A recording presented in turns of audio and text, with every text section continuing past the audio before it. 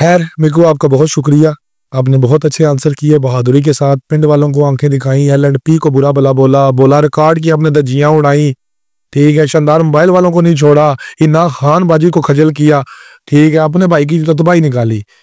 मैं शरीफ आदमी, इतने मुश्किल से मैंने अपने आप बच गए। क्या अब मैं ये भी बता दे, आदिल जट तू मैंने बाहर ला।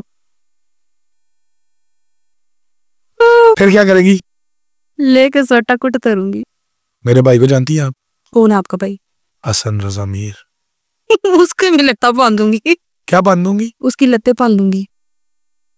और क्यों फॉलो की थी यार? टांगे टांगे उसकी पहले पहनूंगी लाते, फिर पूटूंगी चाटे। आपकी भी काम पे टांग जाएंगी जब वो आएंगे। कौन? हसन रजा मीर। और नहीं नहीं नहीं नहीं। अच्छा, जब आप दोनों की शादी हो जाए, अल्लाह ताला तब भी आपका प्यार सलामत रखे। आप कोशिश करना आपको ऐसा हस्बैंड मिल जाए जो आपके माँ सा करे, ताकि आप हमेशा अपने भाई के गले पड़ी रहें। जी, खुदा हाफिज।